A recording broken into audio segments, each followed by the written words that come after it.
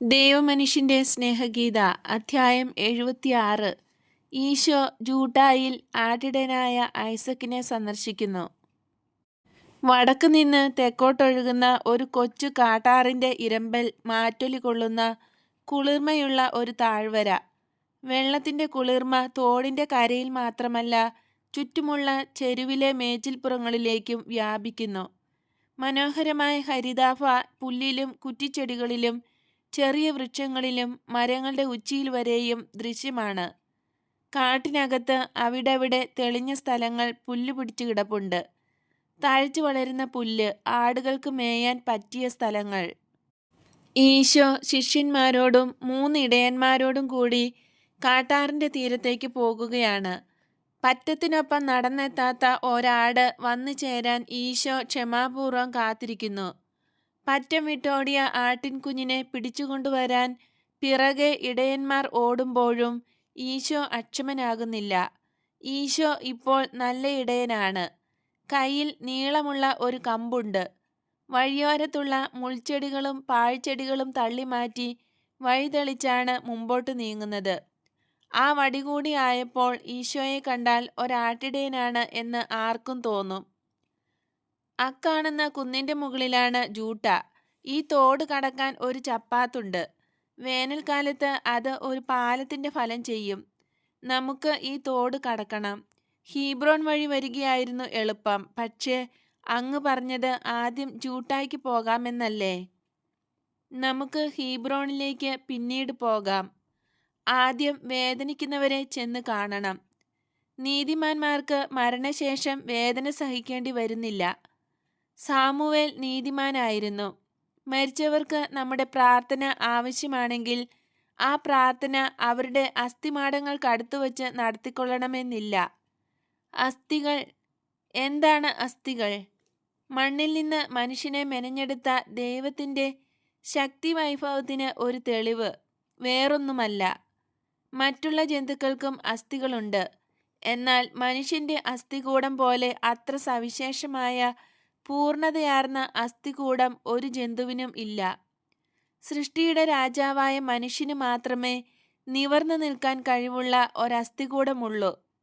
രാജാവ് തൻ്റെ പ്രജകളെ എന്ന പോലെ മനുഷ്യൻ മറ്റു ജന്തുക്കളെ അഭിമുഖമായി നിവർന്നു നിന്ന് നോക്കുന്നു. മുമ്പോട്ടും മുകളിലേക്കും കഴുത്തു വളയ്ക്കാതെ നോക്കാൻ മനുഷ്യന് കഴിയും.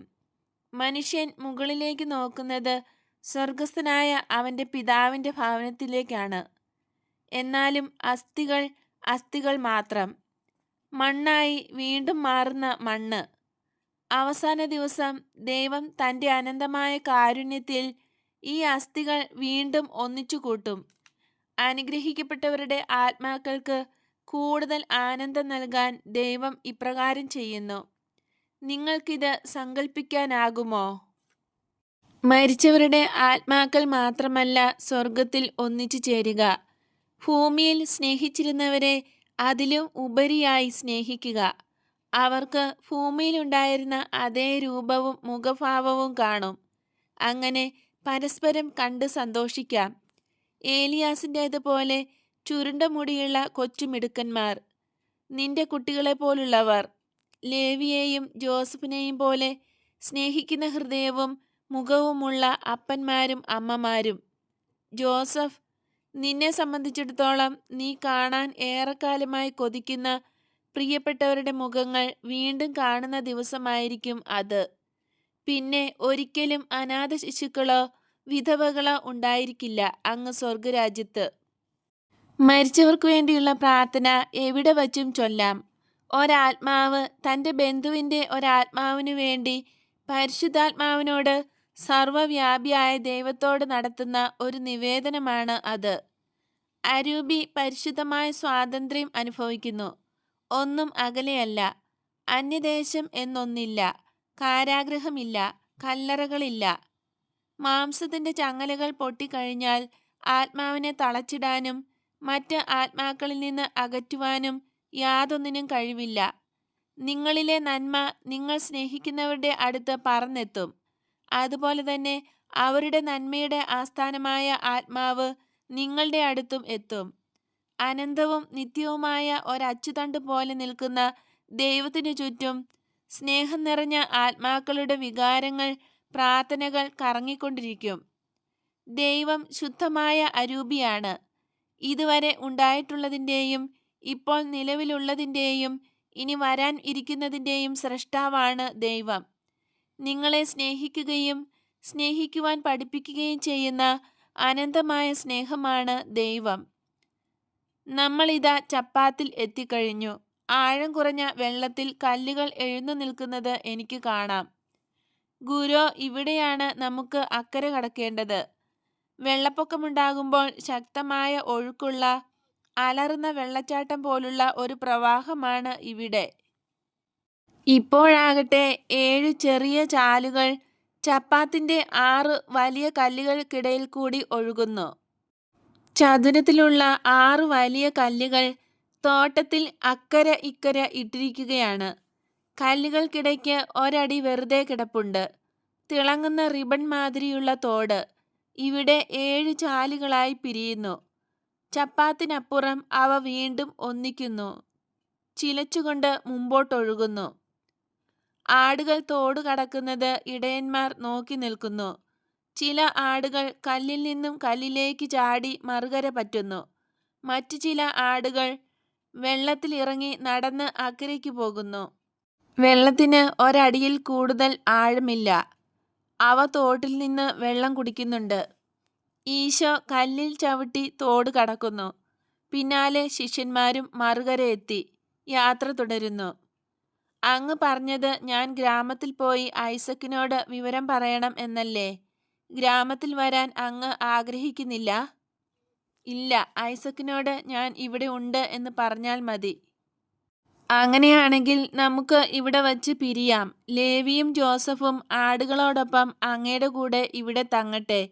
ഞാൻ ഇവിടെ നിന്ന് കുന്നുകയറി തുടങ്ങാം. അതാണ് എളുപ്പം. ഏലിയാസ് കുന്നുകയറി തുടങ്ങി. കുന്നിൻ ചെരുവിൽ വെള്ള അടിച്ച വീടുകളുണ്ട്. അവ വെയിലത്ത് വെട്ടിത്തിളങ്ങുന്നു.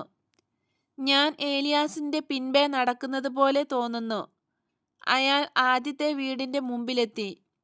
വീടുകൾക്കും അടുക്കളത്തോട്ടങ്ങൾക്കും ഇടയിലുള്ള ഇടുങ്ങിയ ഒരു വഴിയിൽ കൂടി അയാൾ നടന്നു പോകുകയാണ്. അങ്ങനെ അയാൾ ഒരു 10 വാര നടന്നിരിക്കും. വീതി കൂടിയ ഒരു പാതയിലേക്ക് തിരിയുന്നു. അയാൾ തെരുവിന്റെ മധ്യത്തിലെത്തി. ഇതെല്ലാം സംഭവിക്കുന്നത് രാവിലെയാണ്. തെരുവിന്റെ നടുക്ക് ചന്ത ഇനിയും പിരിഞ്ഞിട്ടില്ല. വീട്ടമ്മമാരും കച്ചവടക്കാരും തണലുള്ള വൃക്ഷങ്ങളുടെ ചുവട്ടിൽ നിന്ന് ഉച്ചത്തിൽ വിലപേശുന്നുണ്ട്. ചന്ത അവസാനിക്കുന്നിടത്ത് നിന്ന് തുടങ്ങുന്ന ആകർഷണീയമായ വേറൊരു തെരുവിൽ ഏലിയാസ് പ്രവേശിക്കുന്നു. ആ മൂലയ്ക്ക് ചെറിയ ഒരു വീടുണ്ട്. വീടെന്ന് പറഞ്ഞുകൂടാ, ഒരു മുറി. അതിന്റെ കതക് മുഴുവനായും തുറന്നിട്ടിരിക്കുന്നു. അകത്തേക്ക് കയറുന്നിടത്ത് തന്നെ ഒരു കട്ടിലുണ്ട്. അവിടെ ദാരിദ്ര്യം കൊണ്ട് ശോഷിച്ച ഒരു രോഗി കിടപ്പുണ്ട്. വഴിയെ കടന്നു പോകുന്നവരോടെല്ലാം ദയനീയമായ സ്വരത്തിൽ അയാൾ പിച്ച യാചിക്കുകയാണ്. ഏലിയാസ് മുറിയിലേക്ക് ഓടിക്കയറിയിട്ട് പറഞ്ഞു, ഐസക്കെ, ഇത് ഞാനാണ്. നീയോ? നീ ഇന്ന് വരുന്ന കാര്യം പറഞ്ഞിരുന്നില്ലല്ലോ. കഴിഞ്ഞ മാസമല്ലേ നീ ഇവിടെ വന്നു പോയത്? ഐസക്കെ, ഞാൻ വന്നത് എന്തിനാണെന്ന് അറിയാമോ? ഇല്ല, നീ വല്ലാതെ വെപ്രാളപ്പെടുന്നു. കാര്യമെന്താ? ഞാൻ നസ്രായൽക്കാരനായ ഈശോയെ കണ്ടു. ഈശോ വളർന്നു വലുതായിരിക്കുന്നു. അദ്ദേഹം ഒരു റബ്ബിയാണ്. ഇപ്പോൾ അദ്ദേഹം എന്നെ തിരക്കി വന്നു. നമ്മളെ കാണാൻ അദ്ദേഹത്തിന് ആശയുണ്ട്. ഐസക്കെ, നിനക്ക് സുഖമില്ലേ? മരിക്കാൻ പോകുന്നവനെ പോലെ ഐസക് അവശനായി കട്ടിലിലേക്ക് വീണു. എങ്കിലും വേഗം അയാൾക്ക് ബോധം തെളിഞ്ഞു. അദ്ദേഹം എവിടെ? പറയൂ. അദ്ദേഹത്തെ കണ്ടാൽ എങ്ങനെയുണ്ട്? ഓ, എനിക്ക് അദ്ദേഹത്തെ ഒന്ന് കാണാൻ കഴിഞ്ഞെങ്കിൽ. അദ്ദേഹം താഴ്വരയിലുണ്ട്. നിന്റെ അടുത്തേക്ക് എന്നെ അയച്ചത് അദ്ദേഹമാണ്. ഐസക്കെ, എനിക്ക് നിന്നെ കാണണം, നിന്നെ അനുഗ്രഹിക്കണം എന്ന് പറയാനാണ് ഈശോ എന്നെ അയച്ചത്. ഞാൻ 2 പേരെ കൂടി സഹായത്തിന് വിളിച്ച് നിന്നെ ഇവിടെ നിന്ന് താഴെ ഇറക്കാം. അദ്ദേഹം പറഞ്ഞത് അങ്ങനെയാണോ? അതെ. നീ എന്താണ് ഇപ്പോൾ ചെയ്യുന്നത്? ഞാൻ പോകുക. ഇത്രയും പറഞ്ഞ് ഐസക് പുതച്ചിരുന്ന കമ്പിളി എടുത്ത് ദൂരെ എറിഞ്ഞു. തളർന്നു കിടന്നിരുന്ന കാലുകൾക്ക് ചലനമുണ്ടായി. വൈക്കോൽ മെത്തയിൽ നിന്ന് കാലുകൾ താഴത്തേക്കിട്ടു. നിലത്ത് ചവിട്ടി കാലുറപ്പിച്ചു. അയാൾ എഴുന്നേറ്റ് നിന്നു. വീഴുമോ എന്ന് അല്പം ഭയമുണ്ട്. ഇതെല്ലാം ഒരു നിമിഷം കൊണ്ട് സംഭവിച്ചു. ഏലിയാസ് അത്ഭുതപ്പെട്ട് കണ്ണു തള്ളിച്ചു നിന്നു. അവസാനം അയാൾക്ക് സംഗതി പിടികിട്ടി. അയാൾ ഉറക്കെ വിളിച്ചു പറഞ്ഞു, അത്ഭുതം, അത്ഭുതം. ആ വഴിയെ പോയ പൊക്കം കുറഞ്ഞ ഒരു സ്ത്രീ എന്താണ് നടക്കുന്നതെന്നറിയാൻ അകത്തേക്ക് നോക്കി. അവർ കണ്ടത് രോഗി ഒരു കരിമ്പടം പുതച്ച് ഭ്രാന്തനെ പോലെ അട്ടഹസിച്ചുകൊണ്ട് പുറത്തേക്ക് ഓടുന്നതാണ്. ആ കരിമ്പടമല്ലാതെ അയാൾ വേറെ വസ്ത്രമൊന്നും ധരിച്ചിട്ടില്ല. നമുക്ക് പോകാം, ഈ വഴി പോയാൽ വേഗം അങ്ങെത്തും. ജനത്തിരക്കും ഉണ്ടാകില്ല. വരൂ ഏലിയാസേ, വേഗം നടക്കൂ. പുറകുവശത്ത് അടുക്കളത്തോട്ടത്തിലേക്കുള്ള ചെറിയ ഒരു വാതിൽ തുറന്നു. വേലിയിലുള്ള വേറൊരു വാതിലിൽ കൂടി അവർ പുറത്തേക്ക് പോകുന്നു. വീതി കുറഞ്ഞ ഒരു വൃത്തികെട്ട വഴിയിൽ കൂടി അവർ ഓടുകയാണ്. താമസിയാതെ വീതിയുള്ള ഒരു വഴിയിൽ അവർ എത്തി. അതിനിരുവശവും അടുക്കളത്തോട്ടങ്ങൾ കാണാം. അങ്ങേ അറ്റത്തുള്ള ഒരു മൈതാനം, കാട് പിടിച്ചു കിടക്കുന്ന കുറേ സ്ഥലം. അവസാനം അവർ തോടിന്റെ വക്കത്തെത്തി. അതാണ് ഈശോ. ഏലിയാസ് ഈശോയെ ചൂണ്ടിക്കാട്ടി. ആ പൊക്കമുള്ള മനോഹരമായ മുടിയുള്ള സുമുഖനായ മനുഷ്യൻ, വെളുത്ത ഉടുപ്പും ചുവന്ന മേലങ്കിയും ധരിച്ച ആൾ.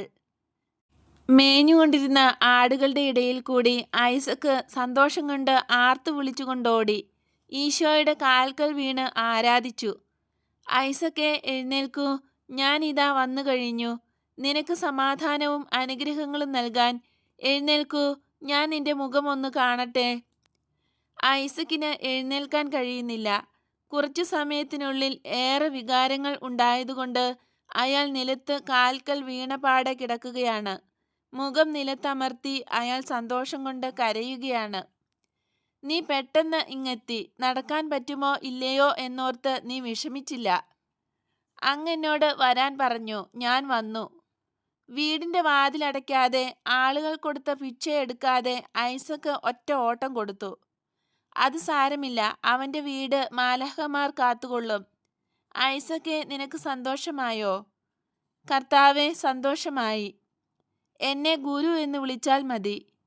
അങ്ങ് എൻ്റെ കർത്താവും ഗുരുവും ആകുന്നു. അങ്ങ് എന്നെ സുഖപ്പെടുത്തിയില്ലെങ്കിൽ കൂടി അങ്ങയെ കാണുന്നത് എനിക്ക് സന്തോഷമായേനെ. അങ്ങ് എന്നോട് ഇത്ര കരുണ കാണിക്കാൻ ഞാൻ എന്ത് ചെയ്തു? നിന്റെ വിശ്വാസവും ക്ഷമയും. നീ എന്തുമാത്രം പീഡകൾ അനുഭവിച്ചു എന്ന് എനിക്കറിയാം. അതെല്ലാം എത്രയും നിസാരം. ഞാൻ അങ്ങയെ കണ്ടെത്തിയിരിക്കുന്നു. അങ്ങ് ജീവനോടെ ഇരിക്കുന്നു. അങ്ങ് ഇവിടെ വന്നിരിക്കുന്നു. അത് മതി. കഴിഞ്ഞതെല്ലാം കഴിഞ്ഞു. അതത്രയും മറന്നേക്കാം. എൻ്റെ കർത്താവും ഗുരുവുമായ അങ്ങ് ഇനി ഞങ്ങളെ വിട്ടു പോകരുത്. ഐസക്കെ, എനിക്ക് ഇസ്രായേൽ ജനത്തോട് മുഴുവനും സുവിശേഷം പ്രസംഗിക്കണം. അതുകൊണ്ട് എനിക്ക് പോയേ തീരൂ. പക്ഷേ നിനക്ക് എപ്പോഴും എൻ്റെ കൂടെ വരാം. എന്നെ ശുശ്രൂഷിക്കാം. എൻ്റെ ശിഷ്യനാകാൻ നിനക്ക് ആഗ്രഹമുണ്ടോ? അതിന് എനിക്ക് എന്ത് കഴിവാണുള്ളത്? ഞാൻ ആരാണ് എന്ന് ഉറക്കെ പ്രഖ്യാപിക്കാൻ നീ തയ്യാറാണോ? ആളുകൾ നിന്നെ പരിഹസിച്ചാലും ഭീഷണിപ്പെടുത്തിയാലും എന്നിലുള്ള വിശ്വാസം നീ നിലനിർത്തുമോ? ഞാൻ നിന്നെ വിളിച്ചെന്നും വിളി കേട്ട് നീ എൻ്റെ അടുത്തേക്ക് വന്നെന്നും നീ ജനങ്ങളോട് പറയണം. ഇത് പറ്റുമോ? അങ്ങ് ആവശ്യപ്പെട്ടില്ലെങ്കിൽ തന്നെ ഇതൊക്കെ ഞാൻ ചെയ്തേനെ. അങ്ങ് വിലക്കിയാൽ കൂടി ചെയ്തേനെ. ഇങ്ങനെ പറയുന്നത് ഗുരു ക്ഷമിക്കണം. ഈശോ മന്ദഹസിക്കുന്നു. എൻ്റെ ശിഷ്യനാകാനുള്ള യോഗ്യത നിനക്കുണ്ടെന്ന് ഇപ്പോൾ മനസ്സിലായല്ലോ. ഇത്രയും മാത്രം ചെയ്താൽ മതിയോ? ഞാൻ വിചാരിച്ചു ഇത് ഏറെ ബുദ്ധിമുട്ടുള്ള കാര്യമാണെന്ന്. പള്ളിക്കൂടത്തിൽ പോകണം, റബ്ബിമാർ പറയുന്നത് കേട്ട് പഠിക്കണം. എങ്കിൽ മാത്രമേ ഏറ്റവും വലിയ റബ്ബിയുടെ ശിഷ്യനാകാൻ കഴിയൂ എന്ന് ഞാൻ വിചാരിച്ചു. ഈ പ്രായത്തിൽ ഞാൻ എങ്ങനെയാണ് സ്കൂളിൽ പോകുക? അയാൾക്ക് കുറഞ്ഞത് 50 വയസ്സ് പ്രായം കാണും. നീ പഠിക്കേണ്ടതൊക്കെ ഇതിനകം പഠിച്ചു കഴിഞ്ഞു. ഞാനോ? ഒരിക്കലുമില്ല. പഠിച്ചു കഴിഞ്ഞു. ദൈവത്തെ വിശ്വസിക്കാനും സ്നേഹിക്കാനും ബഹുമാനിക്കാനും അനുഗ്രഹിക്കാനും നീ പഠിച്ചു. അതുപോലെ തന്നെ അയൽക്കാരനെയും. അസൂയ തോന്നാതിരിക്കാനും മറ്റുള്ളവരുടെ മുതൽ സ്വന്തമാക്കാൻ ആഗ്രഹിക്കാതിരിക്കാനും നീ പഠിച്ചു കഴിഞ്ഞു. നിനക്കുണ്ടായിരുന്നതും പിന്നീട് നഷ്ടപ്പെട്ടതുമായവ പോലും നീ ആഗ്രഹിക്കാതായി. സത്യം പറയാൻ നീ പഠിച്ചു. സത്യം പറയുന്നതുകൊണ്ട് നഷ്ടമുണ്ടാക്കുന്ന സാഹചര്യത്തിലും നീ സത്യം പറഞ്ഞു. പാപം ചെയ്ത് പിശാചിന്റെ കൂട്ടാളിയാകാൻ നീ വിസമ്മതിച്ചു. കഴിഞ്ഞ 30 വർഷക്കാലം മുഴുവൻ നിന്റെ ദുർദശയായിരുന്നു. ആ കാലത്തും നീ ഇതൊക്കെ ചെയ്തു, ഇല്ലേ? ചെയ്തേ. അതാണ് നീ ഇനി പള്ളിക്കൂടത്തിൽ ചേർന്ന് പഠിക്കേണ്ട ആവശ്യമില്ലെന്ന് ഞാൻ പറഞ്ഞത്. ഞാൻ അങ്ങയെപ്പറ്റി ഇതിനു മുമ്പേ പലരോടും പറഞ്ഞു കഴിഞ്ഞു. നടക്കാൻ വയ്യാതെ അപ്പത്തിന് തെണ്ടി ഞാൻ ഈ ഗ്രാമത്തിലെത്തി. ഇടയ്ക്കിടെ ആടിന്റെ രോമം ഇറക്കുക, പാല് കറക്കാൻ സഹായിക്കുക തുടങ്ങിയ ചില്ലറ ജോലികളും ചെയ്തു. കുട്ടികൾ എൻ്റെ കട്ടിലിനടുത്ത് വരും. അവരോട് ഞാൻ അങ്ങയെപ്പറ്റി പറഞ്ഞു. എൻ്റെ അസുഖം വഷളായി. അരയ്ക്ക് താഴെ തളർന്ന് ഞാൻ കിടപ്പായി. ഏറെ വർഷം മുമ്പ് കുട്ടികളായിരുന്നവരോട് ഞാൻ അങ്ങയെപ്പറ്റി പറഞ്ഞു. ഈ തലമുറയിൽപ്പെട്ട കുട്ടികളോടും അതുതന്നെ പറഞ്ഞു. നേരത്തെ അങ്ങയുടെ കഥ കേട്ട കുട്ടികളുടെ കുട്ടികൾ നല്ലവരാണ്. അവർക്ക് എപ്പോഴും വിശ്വാസമുണ്ട്. അങ്ങയുടെ ജനനത്തെപ്പറ്റി ഞാൻ അവരോട് സംസാരിച്ചു. മാലാഖമാരെപ്പറ്റിയും ആ നക്ഷത്രത്തെപ്പറ്റിയും നക്ഷത്രം കണ്ടുവന്ന 3 രാജാക്കന്മാരെപ്പറ്റിയും ഞാൻ അവരോട് പറഞ്ഞു. അങ്ങയുടെ അമ്മയെപ്പറ്റിയും. അമ്മ ഇപ്പോഴുമുണ്ടോ? ഉണ്ട്, സുഖമായിരിക്കുന്നു. നിനക്ക് അമ്മയുടെ പ്രത്യേക സ്നേഹാന്വേഷണങ്ങൾ. അമ്മ എപ്പോഴും നിങ്ങളെപ്പറ്റിയെല്ലാം പറയുമായിരുന്നു. എനിക്ക് അമ്മയെ ഒന്ന് കാണാൻ കഴിഞ്ഞെങ്കിൽ. നിനക്ക് അമ്മയെ കാണാൻ അവസരമുണ്ടാകും. ഒരു ദിവസം നീ എൻ്റെ വീട്ടിലേക്ക് വരും. അന്ന് അമ്മ നിന്നെ ഉറ്റമിത്രമായി വരവേൽക്കും. മേരി. ആ പേരുച്ചരിക്കുമ്പോൾ നാവിൽ തേനൂറുന്ന പോലെ തോന്നും. ജൂട്ടായിലൊരു സ്ത്രീയുണ്ട്. 4ാമത്തെ കുഞ്ഞിനെ ഈയിടെ പ്രസവിച്ചു. അവൾ കൊച്ചുകുട്ടിയായിരുന്നപ്പോൾ എൻ്റെ അടുത്ത് വരുമായിരുന്നു. അവൾ തൻ്റെ മൂത്ത കുഞ്ഞുങ്ങൾക്കിട്ടിരിക്കുന്ന പേര് ജോസഫ്, മേരി. പിന്നെ 3ാമത്തതിന് ഇമ്മാനുവേൽ, ഈശോ എന്ന് വിളിക്കാൻ അവൾ മടിച്ചു. ഇങ്ങനെ കുട്ടികൾക്ക് പേരിട്ടത് നല്ല കാലം വരാൻ സഹായിക്കുമെന്ന് അവൾ വിശ്വസിക്കുന്നു. അതുപോലെ തന്നെ ഇസ്രായേൽ ജനത്തിനും. 6 ദിവസം മുമ്പ് പിറന്ന കുട്ടിക്ക് എന്ത് പേരിടണമെന്ന് അവൾ ആലോചിക്കുകയാണ്. എനിക്ക് അസുഖം മാറി ആരോഗ്യം തിരിച്ചു കിട്ടി എന്നറിയുമ്പോൾ അവൾ എന്തുമാത്രം സന്തോഷിക്കും. മാത്രമല്ല, അങ്ങ് തിരിച്ചു വന്നിരിക്കുന്നു. വീട്ടിലുണ്ടാക്കിയ റൊട്ടി പോലെ അത്ര നല്ലവളാണ് സാറ. അവളുടെ ഭർത്താവ് ജോവാക്കിമും നല്ലവനാണ്. അവരുടെ ബന്ധുക്കളുടെ കാര്യം പറയാനില്ല. ഞാൻ ഇന്ന് ജീവനോടെ ഇരിക്കുന്നെങ്കിൽ അതിന് കാരണക്കാർ അവരാണ്. എന്നും എന്നെ സഹായിക്കുകയും അഭയം തരികയും ചെയ്തിട്ടുള്ളത് അവരാണ്. നമുക്ക് അവരെ പോയി കാണാം. വെയിലാറുന്നതുവരെ അവരുടെ ആതിഥ്യം യാചിക്കാം. അവർ ചെയ്ത ഉപകാരത്തിന് ഇവരെ അനുഗ്രഹിക്കുകയും ചെയ്യാം. ഗുരു, ഈ വഴിയേ വരൂ. ആളുകൾക്ക് നടക്കാൻ ഇതാണ് നല്ലത്. വഴിക്ക് അധികം ആളുകളെ കാണുകയുമില്ല. ജനത്തിൻ്റെ ഇടയിൽ അങ്ങയെപ്പറ്റി വലിയ സംസാരമാണ്.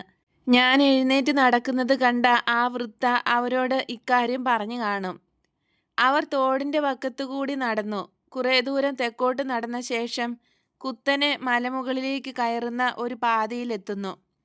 ഒരു വള്ളത്തിൻ്റെ അണിയം പോലെ തോന്നും കുന്നു കണ്ടാൽ. കുന്നു കയറുന്നവർ വടക്കോട്ടും തോട് തെക്കോട്ടും പോകുന്നു. 2 നിര കുന്നുകൾ പരസ്പരം മുറിച്ചു കടക്കുന്നത് കൊണ്ടുണ്ടായ ഒരു താഴ്വരയിലൂടെയാണ് തോടൊഴുകുന്നത്. നിരപ്പായ സ്ഥലം അവിടെ എങ്ങും ഇല്ല. ഈ സ്ഥലം ഞാൻ പെട്ടെന്ന് തിരിച്ചറിഞ്ഞു. കഴിഞ്ഞ വർഷം ഈശോയുടെയും കുഞ്ഞുങ്ങളുടെയും ഒരു ദർശനം എനിക്കുണ്ടായത് ഈ താഴ്വരയുടെ പശ്ചാത്തലത്തിലാണ്. ഓരോ തൊടിക്കു ചുറ്റും കല്ലടുക്കി ഉണ്ടാക്കിയ മതിലുകളുണ്ട്. തൊടികൾ കുന്നിൻ ചെരുവിൽ താഴ്വരയിലേക്ക് ഇറങ്ങിപ്പോകുന്നു. കുറച്ച് നിരപ്പായ ഒരു സ്ഥലം ഫലവൃക്ഷങ്ങൾ നിറഞ്ഞതാണ്.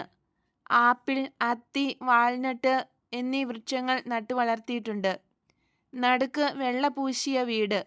വീടിനോട് ചേർന്ന് ഹരിതാഭമായ പുൽത്തകിടി. വീടിൻ്റെ മുകൾത്തട്ടിലേക്ക് പോകാൻ ഒരു ഗോവണിയുണ്ട്. അത് നനയാതിരിക്കാൻ വീടിന് ഒരു ചാർത്തുണ്ട്. വീടിൻ്റെ ഏറ്റവും ഉയർന്ന ഭാഗം ഒരു ഗോപുരം പോലെയാണ്.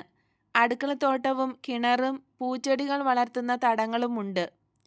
വീട്ടിനുള്ളിൽ നിന്ന് ആളുകൾ ഉച്ചത്തിൽ സംസാരിക്കുന്നത് കേൾക്കാം. ഐസക്കാണ് ഏറ്റവും മുമ്പിൽ നടക്കുന്നത്. അയാൾ പടി കടന്ന് വാതിൽക്കൽ ചെന്ന് വിളിച്ചു. മേരി, ജോസഫ്, ഇമ്മാനുവേൽ, നിങ്ങളെല്ലാം എവിടെ പോയി? ഈശോയുടെ അടുത്തേക്ക് വരൂ. കുട്ടികൾ ഓടി വരുന്നു.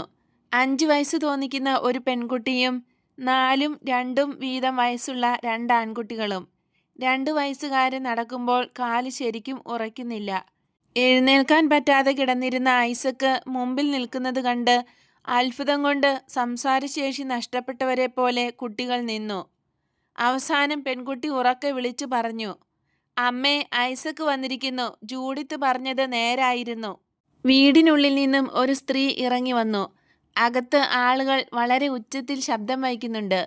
വാർദ്ധക്യം ഇനിയും ബാധിച്ചിട്ടില്ലാത്ത പൊക്കമുള്ള ഒരു വീട്ടമ്മ. തവിട്ടു നിറമാണ് അവൾക്ക്.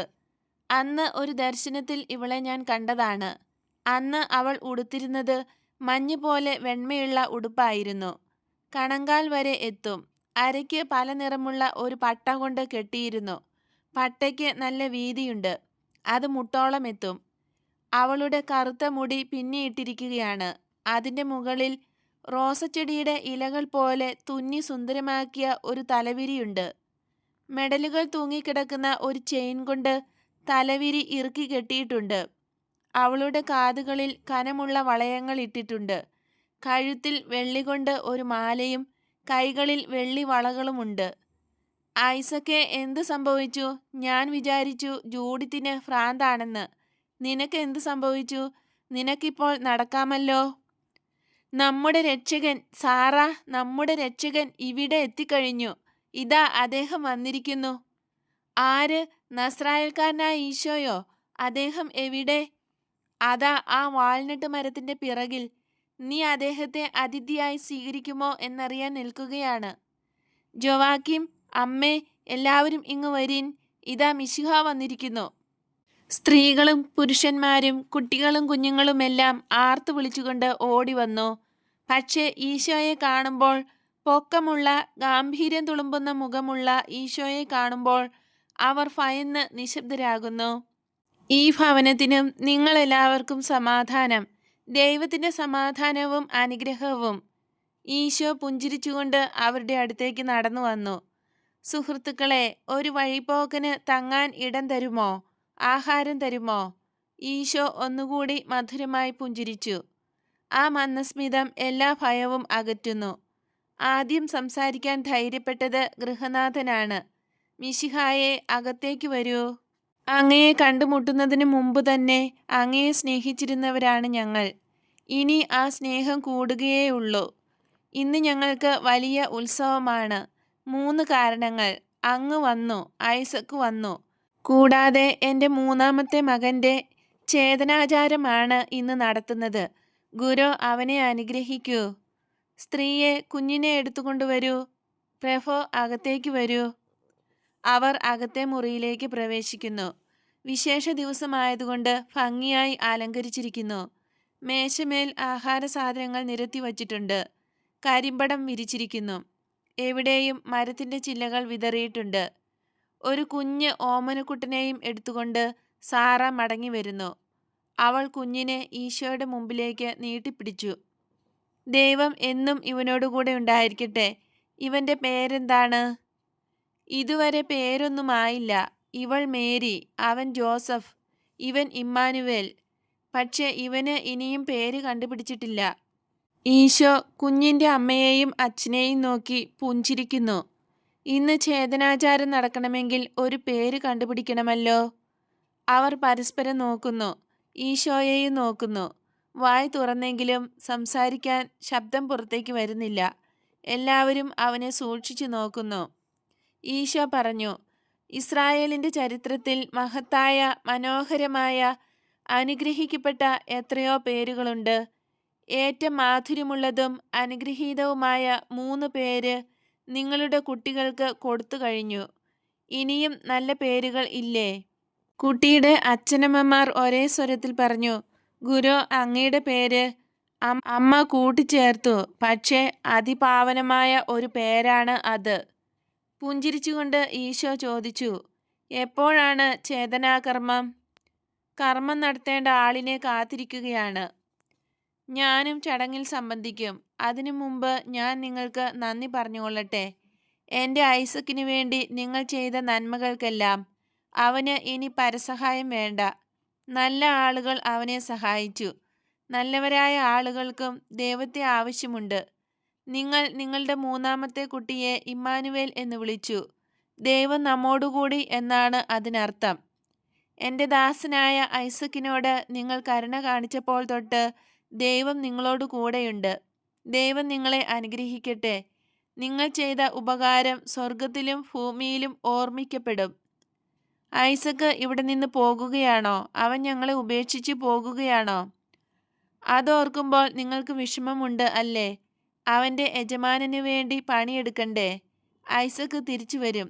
അതുപോലെ തന്നെ ഞാനും. അതുവരെ നിങ്ങൾ മിശിഹായെപ്പറ്റി ജനങ്ങളോട് പറയണം. ലോകത്തിന് ബോധ്യം വരാൻ നിങ്ങൾ ഏറെ കാര്യങ്ങൾ പറയേണ്ടി വരും. ഇതാ നിങ്ങൾ നോക്കിയിരുന്ന കർമ്മി എത്തിക്കഴിഞ്ഞു. വലിയവനെന്ന് സ്വയം ഭാവിക്കുന്ന ഒരു പൊങ്ങച്ചക്കാരൻ അകത്തേക്ക് വന്നു. അയാളുടെ കൂടെ ഒരു വേലക്കാരനുമുണ്ട്. എല്ലാവരും തലകുനിച്ച് കർമ്മിയെ വണങ്ങി. കുഞ്ഞെവിടെ? അയാൾ ഗൗരവത്തിൽ ചോദിച്ചു. കുഞ്ഞിവിടെ ഉണ്ട്. ആദ്യം മിശിഹായെ വണങ്ങൂ. മിശിഹ ഇവിടെ ഉണ്ട്. മിശിഹായോ? ഐസക്കിനെ സുഖപ്പെടുത്തിയ ആളാണോ? ഞാനും അത് കേട്ടു. അതിനെപ്പറ്റി നമുക്ക് പിന്നെ സംസാരിക്കാം. എനിക്ക് പെട്ടെന്ന് പോകണം. കുഞ്ഞെവിടെ? പേരെന്താണ്? കർമ്മിയുടെ പെരുമാറ്റം അവിടെ ഇരിക്കുന്നവർക്ക് ആർക്കും ഇഷ്ടപ്പെടുന്നില്ല.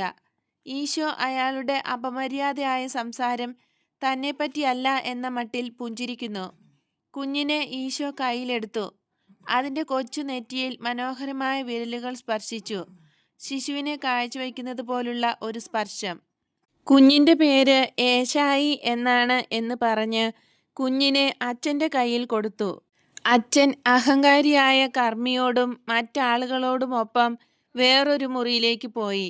കുട്ടിയുമായി അവർ തിരിച്ചു വരുന്നതുവരെ ഈശോ അവിടെ തന്നെ ഇരുന്നു. കുഞ്ഞ് വാവിട്ട് നിലവിളിക്കുകയാണ്. സ്ത്രീയെ, ആ കുഞ്ഞിനെ ഇങ്ങ് തരൂ. അവൻ പിന്നെ കരയുകയില്ല. ഈശോ അമ്മയെ ആശ്വസിപ്പിക്കാനാണ് അങ്ങനെ പറഞ്ഞത്. ശിശുവിനെ ഈശോയുടെ മടിയിൽ ഇരുത്തിയപ്പോൾ തന്നെ അത് കരച്ചിൽ നിർത്തി. ഈശോയുടെ ചുറ്റും ചെറിയ ഒരു കൂട്ടമുണ്ട്. അവിടുള്ള കുട്ടികൾ, ആട്ടിടയന്മാർ, ശിഷ്യന്മാർ. ചെറിയ ഒരു വളപ്പിനകത്താക്കിയിരുന്ന ആടുകൾ അവിടെ കിടന്ന് കരയുന്നുണ്ട്.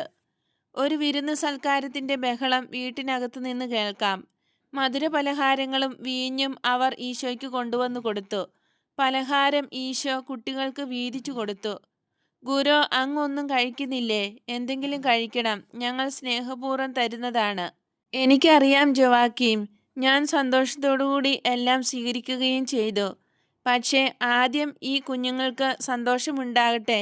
അവരാണ് എൻ്റെ ആനന്ദം. ആ മനുഷ്യൻ പറയുന്നത് അങ്ങ് കാര്യമായി എടുക്കരുത്. ഇല്ല ഐസക്കെ, ഇല്ല.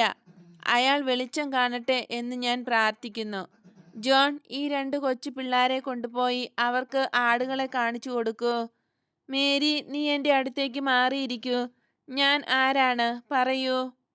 അങ്ങ് ഈശോയാണ്, നസ്രത്തിലെ മേരിയുടെ മകൻ, പിറന്നത് ബെത്ലഹേമിൽ. ഐസക്ക് അങ്ങയെ കണ്ടിട്ടുണ്ട്. അങ്ങയുടെ അമ്മയുടെ പേര് എനിക്ക് തന്നത് ഐസക്കാണ്.